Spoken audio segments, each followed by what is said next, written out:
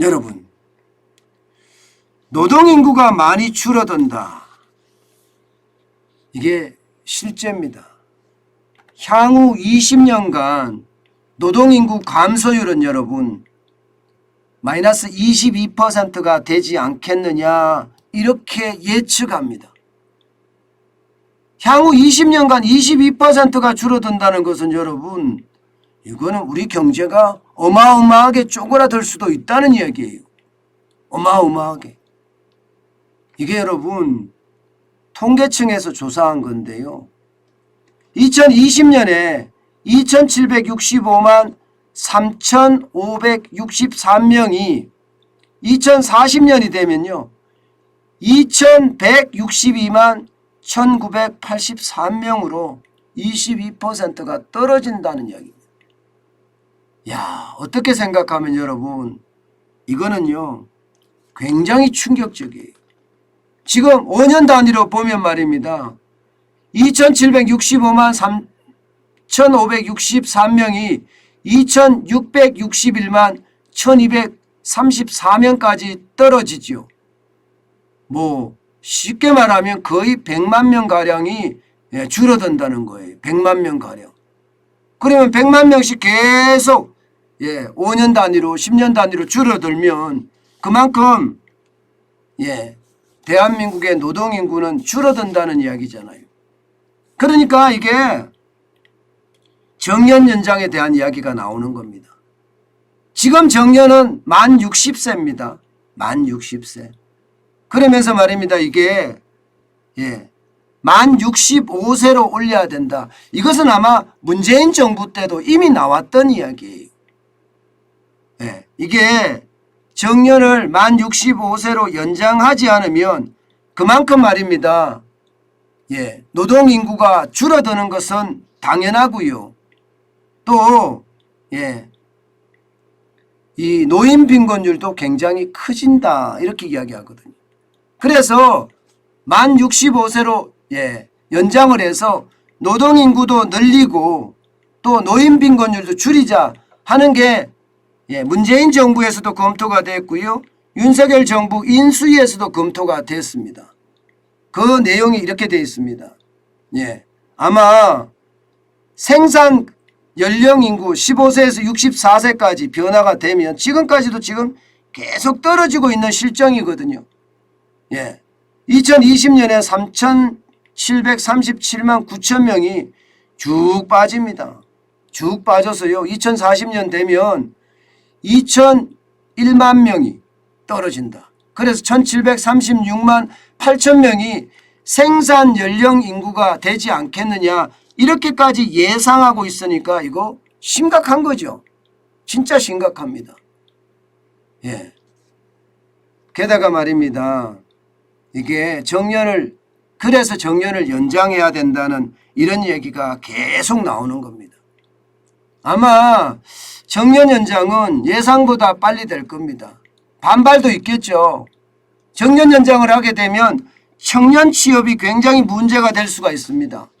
은퇴 시기가 늦어지면 늦어질수록 청년의 취업이 늦어지고요. 여기에 대한 기업들의 인건비 부담도 만만치 않게 되거든요. 이 부분을 어떻게 정리하느냐가 아마 굉장히 큰 관건이 아닐까 그렇게 예측은 돼요. 그렇게 예측은. 그렇지만 분명한 것은요. 이게 고용에 대한 문제가 있으면요. 반면에 노인 빈곤율에 대한 문제는 또 조금 해결되는 그런 상황도 됩니다. 보시는 것처럼 노년 부양비가 점점 줄어듭니다. 2020년에 21.8%였던 노인 부양비가요. 이게 13.7%로 줄어드는 거죠. 정년을 65세로 했을 경우에 말입니다. 그리고 2030년에 가면 38.6%가 23.9%로 줄어들고요.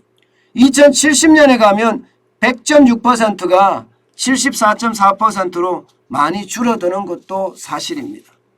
이게 분명한 것은요. 다각도로 검토를 해야 될 텐데 인구가 지금 계속 줄어드는 상황에서 이게 결국 노인 부양에 대한 이야기는요. 예, 아무래도 심각할 수밖에 없고요. 또 생산 인구에 대한 감소도 예, 기업의 성장에 어마어마한 영향을 미칠 겁니다. 지금 당장은 논란의 여지가 굉장히 많은 것 같지만 결국 말입니다. 예, 정년을 연장해서 생산 가능 인구를 늘리고요. 그리고 핵심 노동 인구를 늘릴 수밖에 없는 그런 상황으로 가지 않겠느냐 이렇게 생각을 합니다. 많은 사람들이 청년 고용에 문제가 있다 이렇게 이야기하지만 혹자는요. 아니 이게 문제만 있는 게 아니야.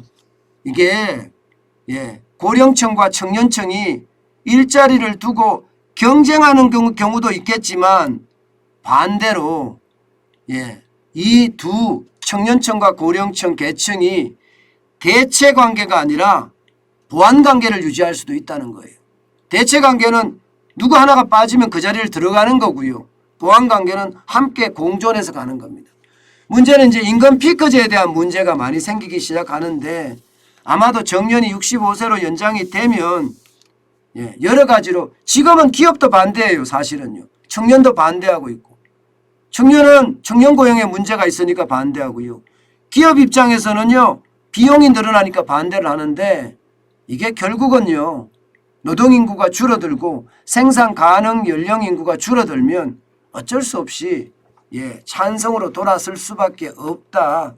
저는 이렇게 생각을 합니다. 그래야지 이게 예, 우리 경제가 그나마 지탱해 갈 겁니다. 근데 무엇보다 중요한 것은요. 정년을 연장하는 것도 중요한데요. 이게 출산율을 어떻게 높일 것인가. 그에 대한 아주 다각적인 정책이 있어야 됩니다. 지금 젊은이들이 예, 결혼도 많이 안 하지만 아이도 안 낳잖아요. 아이를 낳으면 또 하나밖에 안 낳습니다. 그렇게 해서는 대한민국이 앞으로 계속 예, 지금의 경쟁력을 유지해 갈 수 있느냐? 없을 가능성이 더 큽니다. 없을 가능성이. 그래서 이 출산 정책에도 획기적인 변화가 있지 않는 한 예, 이게 우리 전체 경제에도 미치는 영향이 굉장히 클 거다.